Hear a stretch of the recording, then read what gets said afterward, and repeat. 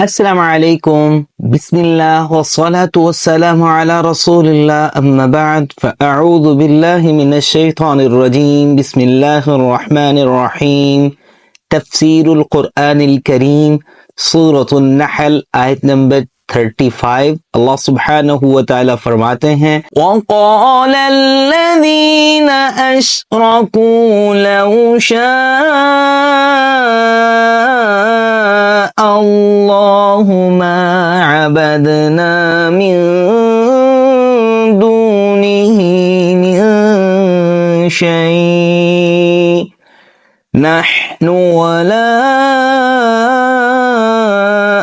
آبَاؤُنَا وَلَا حَرَّمْنَا مِن دُونِهِ مِن شَيْءٍ۔ اللہ سبحانہ وتعالی نے فرمایا وہ لوگ کہتے ہیں جنہوں نے شریک بنائے، کیا کہا؟ اگر اللہ سبحانہ وتعالی چاہتے تو ہم اور ہمارے باپ دادا اللہ کے سوا کسی بھی چیز کی عبادت نہ کرتے اور نہ ہم اللہ کے حکم کے بغیر کسی چیز کو حرام ٹھہراتے۔ وقال الذین اشرکوا لو شاء اللہ ما عبدنا، کفار اپنے شرک اور کفریہ اعمال مثلا بحیرہ، صاحبہ، وسیلہ وغیرہ کو حرام قرار دینے کے جواز کے لیے اللہ تعالیٰ کی مشیت کا سہارا لیتے ہیں۔ مشیت کیا ہوتی ہے؟ آپ اس کا معنی دیکھ سکتے ہیں۔ اس بہانے سے رسالت پر تعین کرتے ہیں اور کہتے ہیں اگر یہ شرک اور تحریمات اللہ کی رضا کے خلاف ہوتے تو ہم نہ کرتے، ہم روک دیے جاتے۔ جب اللہ سبحانہ وتعالی نے نہیں روکا تو معلوم ہوا یہ سب کچھ ہم اس کی مشیت کے تحت کر رہے ہیں۔ اس کا جواب اولاً تو بات یہ ہے کہ اگر اللہ سبحانہ وتعالی ان کے شرک اور برے اعمال پر راضی ہوتا تو ان کے کاموں سے منع کرنے کے لیے نہ پیغمبر بھیجتا نہ کتابیں نازل کرتا۔ جب مسلسل پیغمبروں کے ذریعے سے ان باتوں سے منع کیا تو معلوم ہوا یہ سب چیزیں اللہ کی رضا کے خلاف ہیں، اور پھر دوسرا جو یہ کہ پھر اللہ سبحانہ وتعالی کی طرف سے ان پر گرفت نہ ہونے کو سند جواز نہیں بنا سکتے۔ کیوں؟ کیونکہ اللہ تعالیٰ کی طرف سے ان کو مہلت دی جاتی ہے۔ دیکھیے سورۃ الانعام آیت نمبر 148، تفسیر سنائی والے نے لکھا ہے کہ اللہ سبحانہ وتعالی ہمارے اعمال پر خوش ہے تو ہم کرتے ہیں، بھلا اگر وہ ناراض ہوتا تو ہم کیا کر سکتے تھے؟ تو پھر ہم کو کیوں آپ ان کاموں پر وعید سناتے ہو؟ مگر حقیقت میں ان کو سمجھ نہیں ہے کہ وہ اللہ کی مشیت یعنی اللہ کی چاہت اور اللہ کی رضا مطلب اللہ کی خوشی میں فرق نہیں جانتے۔ اللہ کی چاہت اور اللہ کی خوشی میں فرق نہیں جانتے، اللہ کی مشیت اور اللہ کی رضا میں فرق نہیں جانتے۔ بے شک جو کچھ ہو رہا ہے اللہ کی مشیت سے ہو رہا ہے، مجال نہیں ہے کہ اللہ کی مشیت کے سوا کوئی کام ہو سکے، کیونکہ مشیت اس کے قانون کا نام ہے۔ جب تک کسی کام کو حسب قانون فطرت نہ کرو گے تو کبھی کامیاب نہیں ہو سکتے۔ جس طرح اگر آپ کو گرمی حاصل کرنی ہے تو اس کے لیے آپ کو آگ جلانی پڑے گی، یہ کام آپ پانی سے نہیں لے سکتے۔ جو پانی کی فطرت میں کام رکھا ہوا ہے وہ آگ سے نہیں لے سکتے آپ۔ اسی طرح تلوار، یہی تلوار جس کا کام سر اتار دینا ہے، جہاں اس کو چلاؤ گے اپنا اثر دکھلائے گی، خواہ کسی مظلوم پر ہو یا کسی ظالم پر۔ ہر روز دنیا میں ناحق خون بھی ہوتے ہیں، لیکن ان سب کاموں پر رضائے الہی لازمی نہیں، بلکہ اللہ کی خوشنودی، اللہ کی رضا اس صورت میں ہوگی کہ ان سب اشیاء کو شریعت کی ہدایت کے مطابق استعمال کرو گے۔ بس یہ بے سمجھی نہیں تو اور کیا ہے، چاہنا اور ہے، خوشی اور ہے۔ اللہ سبحانہ وتعالی فرماتے ہیں کوئی ان کی نئی بات ہو تو كَذَلِكَ فَعَلَ الَّذِينَ مِن قَبْلِهِمْ، اسی طرح ان لوگوں نے بھی کیا جو ان سے پہلے تھے۔ پہلے لوگوں نے بھی اللہ کی تقدیر اور مشیت کو اپنے کفر و شرک کا بہانہ بنا لیا۔ اس سے یہ بھی اشارہ نکلتا ہے کہ جو اسی سورت کی آیت نمبر 24 میں جو ان کا تذکرہ ہے کہ یہ کہتے ہیں اساطیر الاولین، یہ پہلے لوگوں کی قصے کہانیاں ہیں قرآن۔ اللہ کی تقدیر اور مشیت کو بہانہ بنانا کون سی نئی بات تھی جو انہوں نے کی؟ یہ بھی تو وہی گھسی پھٹی پرانی باتیں کر رہے ہیں جو کفار پہلے بھی کرتے آ رہے تھے۔ انہوں نے کون سا اپنی طرف سے نئی بات نکال لی ہے؟ فَهَلْ عَلَى الرَّسُولِ إِلَّا الْبَلَاغُ الْمُبِينُ، اللہ سبحانہ وتعالی فرماتے ہیں تو ہمارے رسولوں پر تو صرف واضح پہنچا دینا ہی ہے۔ مطلب یہ ہے کہ رسولوں کے ذمہ صاف طور پہ واضح پیغام پہنچا دینے کے سوا کچھ نہیں۔ لہٰذا اگر کافر کج بحثی یا ہٹ درمی کرتے رہیں اور ایمان نہ لائیں تو پیغمبروں سے اس پر باز پرس نہ ہوگی۔ باز پرس کا معنی آپ دیکھ سکتے ہیں۔ ہدایت و گمراہی کا معاملہ اللہ تعالیٰ کے ہاتھ میں ہے، اور اس کے متعلق شاہ عبد القادر جیلانی رحمۃ اللہ علیہ لکھتے ہیں، یہ نادانوں کی باتیں ہیں کہ اللہ تعالیٰ کو فلاں کام برا لگتا تو کیوں کرنے دیتا؟ آخر ہر فرقے کے نزدیک بعض برے کام ہوتے ہیں تو پھر وہ کیوں کرتے ہیں؟ یہاں جواب مجمل فرمایا کہ رسول تو برے کاموں سے منع کرنے کے لیے آتے ہیں، مگر جس کی قسمت تھی اسی نے ہدایت پائی، جس کو خراب ہونا تھا خراب ہو گیا، اور اللہ سبحانہ و تعالیٰ کی مشیت کا تقاضا یوں ہی ہوا۔ علامہ قاسمی رحمۃ اللہ علیہ نے یہاں منہاج السنہ کی دوسری جلد کے سٹارٹ کے اندر ہی شیخ الاسلام ابن تیمیہ رحمۃ اللہ علیہ کی ایک عبارت نقل کی۔ اس کا خلاصہ یہ ہے کہ اپنے ذمے واجب حقوق ادا نہ کرنے اور حرام کاموں کے ارتکاب کے جواز کے لیے اکثر لوگ تقدیر کو دلیل بناتے ہیں، حالانکہ یہ دلیل بالکل غلط اور بیکار ہے۔ اس کے باطل ہونے پر دنیا کے تمام عقلاء کا اتفاق ہے، خواہ وہ کسی دین سے تعلق رکھتا ہو۔ جو لوگ تقدیر اور مشیت کو بہانہ بناتے ہیں اور بطور دلیل پیش کرتے ہیں، اگر کوئی دوسرا شخص اس کے مقابلے میں یہی دلیل پیش کرے، جس شخص نے یا اس کے عزیز کو قتل کیا ہو یا کوئی مال چھینا ہو یا اس کی بیوی کی عزت لوٹی ہو، اگر وہ یہ دلیل دے کہ یار مشیت کا تقاضا یہ تھا، تقدیر میں لکھا یوں تھا کہ میں آپ کی بیوی کی عزت لوٹتا یا آپ کے عزیز کو قتل کرتا یا آپ کا مال چھینتا یا آپ کا حق نہ ادا کرتا، یار یہ تو مشیت کا معاملہ ہے نا، اللہ کی تقدیر کا معاملہ ہے، یار میرا تو قصور نہیں ہے نا اس میں، تو کبھی بھی یہ بندہ دلیل کو قبول نہ کرتا، بلکہ اپنا حق لینے اور زیادتی کا بدلہ لینے کی پوری کوشش کرتا۔ صرف یہی نہیں بلکہ کوئی بھی شخص زیادتی کرنے والے کی یہ دلیل نہیں مانے گا۔ دراصل یہ ان سو فستائیوں کی باتوں جیسی بات ہے جو کہتے ہیں کہ معلوم نہیں کہ ہم موجود بھی ہیں یا نہیں۔ اس کا نتیجہ پھر کیا نکلتا ہے؟ جھوٹ، ظلم، زیادتی، ہر غلط کام کا جواز یہاں سے پیدا ہوگا۔ کوئی شخص اپنے دل سے پوچھے تو وہ بھی اسے غلط بات قرار دے گا۔ اس لیے تحقیق کے وقت کسی عدالت میں یہ دلیل قبول نہیں کی جاتی، کیونکہ یہ سراسر جہالت ہے، علم سے اس کا کوئی تعلق نہیں ہے۔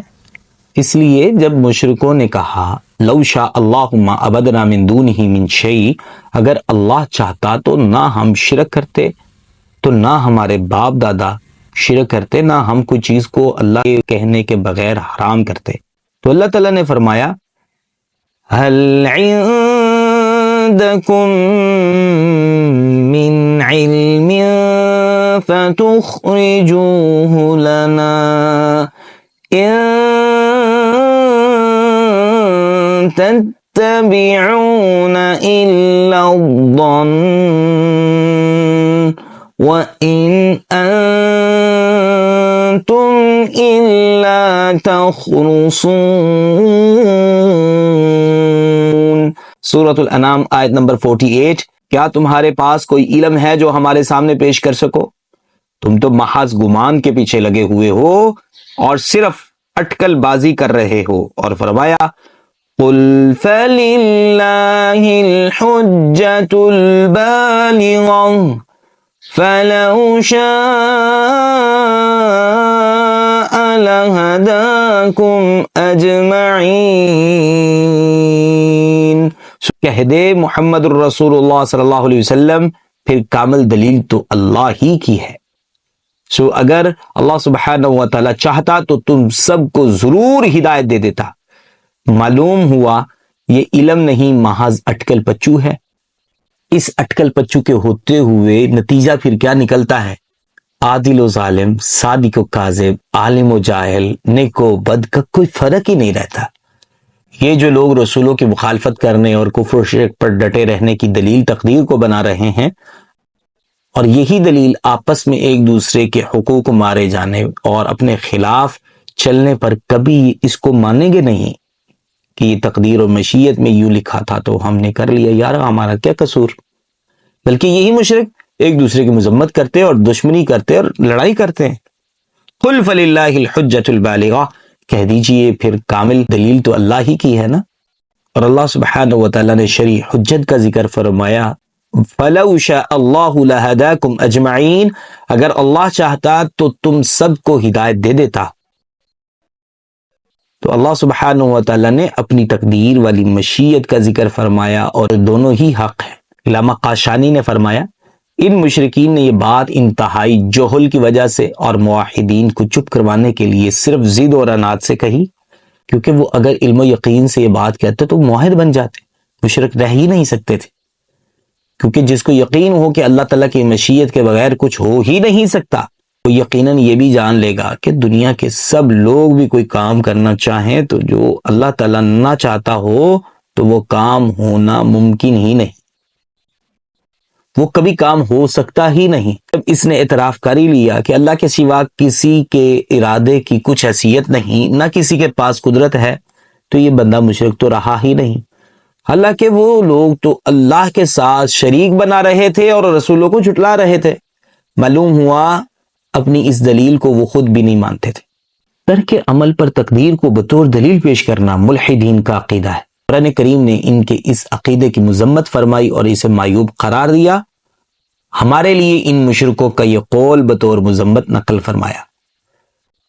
اس لیے ہم میں سے کسی شخص کو جبکہ وہ قرآن پر ایمان رکھنے کا مدعی ہو کسی صورت جائز نہیں کہ یہ دلیل پیش کرے جو مشرکین پیش کیا کرتے تھے۔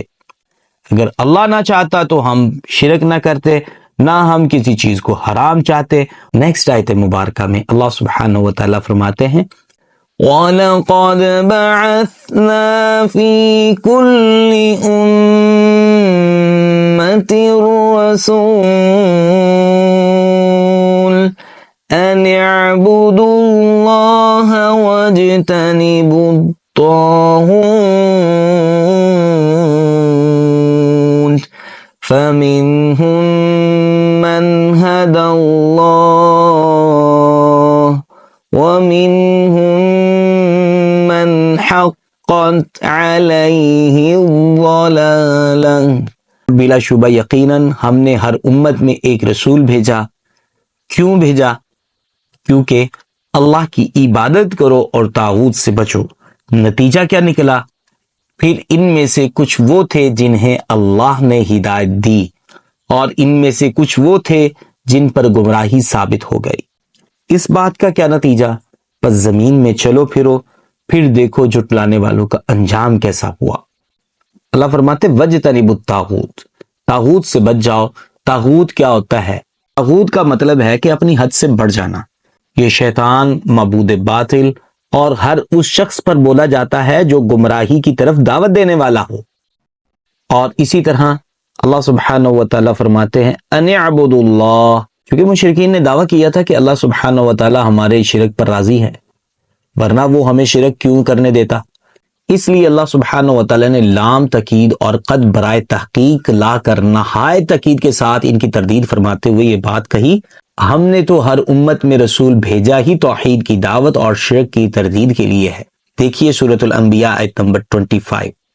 مگر ہم نے کسی کو شرک توحید پر مجبور نہیں کیا، بلکہ سوچنے سمجھنے کی صلاحیتیں عطا کر کے کفر و ایمان دونوں راستے بتا کر اختیار دے دیا۔ دیکھیے اس کے لیے سورۃ الدہر آیت نمبر 2 اور 3۔ اشرف الحواشی میں ہے کہ ہر پیغمبر نے اللہ سبحانہ و تعالیٰ کی بندگی اختیار کرنے اور طاغوت سے بچتے رہنے کی دعوت دی، جیسے یہاں پہ بھی ہے ان اعبدوا اللہ واجتنبوا الطاغوت۔ ہر نبی کا یہی رستہ تھا۔ پھر بعض نے تو دعوت قبول کی اور ہدایت پا گئے، مگر بعض اپنے کفر و شرک پر اصرار کرتے رہے، جس کا نتیجہ یہ ہوا کہ ان پر گمراہی ثابت ہو گئی۔ اس سے معلوم ہوا کہ اللہ تعالیٰ کے ارادے کی اس کے امر سے موافقت ضروری نہیں ہے۔ اللہ سبحانہ و تعالیٰ ایمان کا حکم تو سب کو دیتا ہے، مگر اللہ کے ارادے کے مطابق ہدایت بعض کو ہوتی ہے۔ فَسِيرُوا فِي الْأَرْضِ فَانظُرُوا كَيْفَ كَانَ عَاقِبَةُ الْمُكَذِّبِينَ۔ اللہ سبحانہ و تعالیٰ فرماتے ہیں پھر ذرا زمین میں چلو پھرو اور پھر دیکھو کہ جھٹلانے والوں کا انجام کیسا ہوا، یعنی ان کے تباہ شدہ آثار دیکھ کر بتاؤ کیا رسولوں کو جھٹلانے والوں پر اللہ کا عذاب نہیں آیا؟ لہٰذا یہ سمجھنا انتہائی حماقت ہے کہ کفر و شرک کا ارتکاب اللہ تعالیٰ کی مرضی کے مطابق ہے۔ حقیقت یہ ہے کہ اللہ تعالیٰ نے پیغمبروں کے ذریعے اپنی رضامندی کا راستہ بتایا لہٰذا اللہ تعالیٰ کی رضامندی حاصل کرنے کے لیے پیغمبروں کی پیروی ضروری ہے۔ اور نیکسٹ آیت مبارکہ اللہ سبحانہ و تعالیٰ فرماتے ہیں ان تحرص على هداهم فإن الله لا يهدي من يضل وما لهم من ناصرین۔ اللہ سبحانہ و تعالیٰ فرماتے ہیں محمد صلی اللہ علیہ وسلم اگر آپ ان کی ہدایت کی حرص کریں تو بے شک اللہ تعالیٰ اسے ہدایت نہیں دیتا جسے وہ گمراہ کر دے، نہ کوئی ان کی مدد کرنے والے ہیں۔ تو یہاں پہ ہمیں معلوم ہوا اللہ تعالیٰ نے ہدایت اور گمراہی دونوں راستے واضح کر دیے۔ اب جو لوگ اللہ سبحانہ و تعالیٰ کی عطا کردہ استعداد سے کام نہ لیں، استعداد کا مطلب دیکھ لیں، اور حق پر باطل کو ترجیح دیں، اللہ سبحانہ و تعالیٰ انہیں باطل میں پڑے رہنے کی سزا دے تو آپ کا ان پر حرص کرنا کوئی فائدہ نہیں پہنچا سکتا۔ اس آیت مبارکہ کے اندر میں رسول اللہ صلی اللہ علیہ وسلم کی لوگوں کی ہدایت کے لیے حرص بھی واضح ہو رہی ہے۔ مزید تفصیل کے لیے سورۃ التوبہ کی آیت، اور اس سے یہ بھی ظاہر ہوتا ہے کہ ایک نبی کے چاہنے سے کوئی بندہ ہدایت نہیں پا سکتا۔ اگر اللہ نہ چاہے تو کوئی ہدایت نہیں دے سکتا، کوئی ہدایت نہیں لے سکتا۔ اور یہاں سے یہ بھی معلوم ہوا کہ ہدایت ایک ایسا امر ہے جو اللہ کی چاہت کے بغیر نہیں حاصل ہو سکتا۔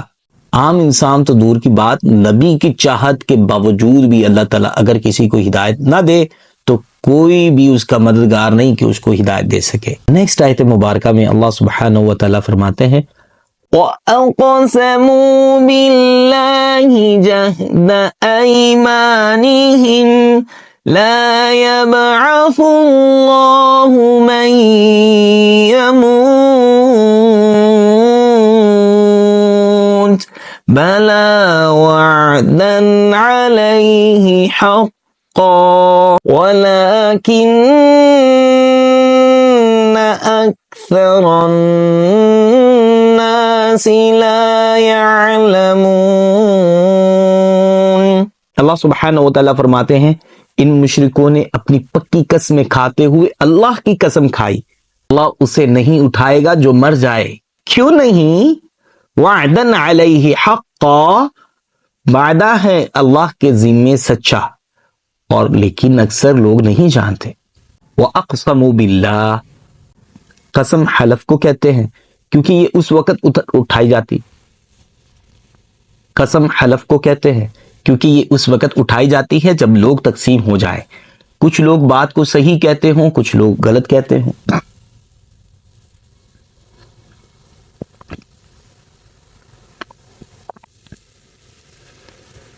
مطلب یہ ہے کہ انہوں نے زیادہ سے زیادہ تاکید کے ساتھ نہایت پکی قسم کھائی کہ جو مر جائے اللہ اس سے دوبارہ زندہ نہیں کرے گا، مرنے کے بعد نہ کوئی دوسری زندگی ہے نہ حساب کتاب، اس لیے عذاب کا کیا ڈر۔ مشرکین کی عقل پر تعجب ہے کہ ایک طرف اللہ تعالیٰ کی اتنی تعظیم کہ اس کے نام کی پکی قسمیں کھائی جا رہی ہیں، اور دوسری طرف اللہ سبحانہ و تعالیٰ کی اتنی بے قدری کہ اللہ سبحانہ و تعالیٰ کو اتنا بے بس، اتنا عاجز کہا جا رہا ہے کہ اپنی پہلی دفعہ بنائی ہوئی چیز کو بھی دوبارہ نہیں بنا سکتا۔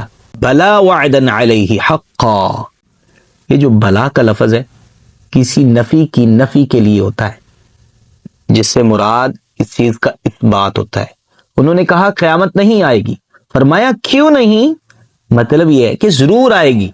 وعدن علیہ حقا، اللہ سبحانہ و تعالیٰ کے ذمہ سچا وعدہ ہے۔ اللہ سبحانہ و تعالیٰ نے خود اپنے فضل و کرم سے اپنے آپ پر یہ وعدہ لازم کیا ہے، ورنہ کسی کی مجال ہے کہ اللہ سبحانہ و تعالیٰ پر کوئی چیز لازم کرے؟ یعنی تمہارے انکار کرنے اور زوردار قسمیں کھانے سے اللہ سبحانہ و تعالیٰ کا پکا وعدہ ٹل نہیں سکتا، وہ تو ضرور پورا ہو کر رہے گا۔ البتہ تم ایسی واضح حقیقت کا انکار کر کے اپنی جہالت کا ثبوت دے رہے ہو۔ وَلَكِنَّ أَكْثَرَ النَّاسِ لَا يَعْلَمُونَ، اور لیکن اکثر لوگ نہیں جانتے۔ آیت کے اس ٹکڑے کے اندر میں ان اقلیتوں کی تعریف ہے جو علم رکھتے ہیں، جن کا ایمان ہے کہ آخرت اور حساب و کتاب حق ہے، اور آیت مبارکہ کے اس ٹکڑے کے اندر میں اس اکثریت کی بھی مذمت ہے جو ایمان نہیں رکھتے اللہ سبحانہ و تعالیٰ نے کئی مقامات پر ان کی تردید بھی فرمائی. آپ اس کے لیے سورۃ التغابن کی آیت نمبر 7، سورۃ یاسین کی آیت نمبر 78 کا مطالعہ کر سکتے ہیں. نیکسٹ آیت مبارکہ میں اللہ سبحانہ و تعالیٰ فرماتے ہیں لِيُبَيِّنَ لَهُمُ الَّذِي يَخْتَلِفُونَ فِيهِ وَلِيَعْلَمَ الَّذِينَ كَفَرُوا أَنَّهُمْ كَانُوا كَاذِبِينَ. قیامت کیوں آئے گی اور یہ وعدہ اللہ سبحانہ و تعالیٰ کیوں پورا کر دکھائیں گے، موت دے کر کے دوبارہ اٹھائیں گے کیوں؟ تاکہ اللہ سبحانہ و تعالیٰ ان مشرکین کفار کے لیے وہ چیز واضح کر دے جس کے اندر میں یہ اختلاف کیا کرتے تھے، تاکہ جن لوگوں نے کفر کیا وہ جان لے وہ جھوٹے تھے، یعنی وہ کافر اپنا جھوٹا ہونا جان لیں، جو قسم کھا کھا کر کہا کرتے تھے کہ مرنے کے بعد کوئی زندگی نہیں، اور یہ کہ حساب کتاب جنت و دوزخ سب بے حقیقت چیزیں ہیں. مطلب یہ ہے کہ جب دنیا میں سب باتوں کا فیصلہ نہیں ہوتا تو سب اختلافات کو دور کرنے کے لیے دوسرے جہاں یعنی آخرت کا ہونا جس کے بغیر کچھ چارہ نہیں ہے لازمی ہے، تاکہ حق و باطل میں امتیاز ہو جائے، منکرین اپنا کیا ہوا پالیں. انما قولنا لشيء اذا اردناه ان نقول له كن فيكون. ہمارا کہنا کسی چیز کو جب ہم اس کا ارادہ کر لیں اس کے سوا کچھ نہیں ہوتا کہ ہم اسے کہتے ہیں ہو جا، وہ ہو جاتی. جس اللہ سبحانہ و تعالیٰ کی قدرت کا یہ حال ہے کہ اس کے لیے مردوں کو زندہ کرنا کچھ مشکل نہیں. اور اس جملے سے انما قولنا لشیء اذا اردناه ان نقول له کن فیکون، اس جملے سے اللہ سبحانہ و تعالیٰ کا کلام کرنا بھی ثابت ہوا. قرآن و حدیث میں بہت سی جگہ اللہ کے کلام کرنے کا صریح الفاظ میں ذکر موجود ہے. سورۃ النساء آیت نمبر 164، سورۃ التوبہ آیت نمبر 6. یونان کے کافرانہ فلسفے سے متاثر لوگوں نے کہا کہ اللہ تعالیٰ کلام نہیں کر سکتا، نہ سن سکتا ہے، نہ دیکھ سکتا ہے. تو ہمارے کچھ مسلمانوں نے جو قرآن کو بھی ماننا چاہتے ہیں اور یونانی فلسفے کو بھی، انہوں نے اللہ تعالیٰ کے کلام کو مخلوق کہہ دیا. سننے دیکھنے کا معنی یہ کیا کہ وہ جانتا ہے، حالانکہ عام بندہ بھی جانتا ہے گفتگو کرنا، کسی چیز کو بنانا، سننا، دیکھنا اور علم سب الگ الگ صفات ہیں، اور اللہ تعالیٰ نے خود یہ اپنی صفتیں بیان فرمائی ہیں. البتہ یہ ضرور ہے کہ اللہ تعالیٰ کی صفات مخلوق کی صفات جیسی ہرگز نہیں ہو سکتی. جیسے کہ فرمایا اللہ سبحانہ و تعالیٰ نے لَيْسَ كَمِثْلِهِ شَيْءٌ وَهُوَ السَّمِيعُ الْبَصِيرُ. سورۃ الشعراء آیت نمبر 11. اللہ کی مثل کوئی چیز نہیں، وہی سب کچھ سننے والا، سب کچھ دیکھنے والا ہے. اس کی مثل کوئی چیز نہیں، وہی سب کچھ سننے والا، سب کچھ دیکھنے والا ہے.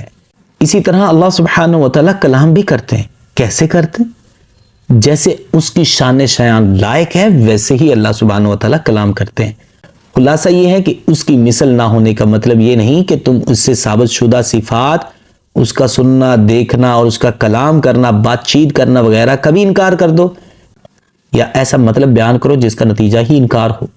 اعوذ باللہ من الشیطان الرجیم، بسم اللہ الرحمن الرحیم.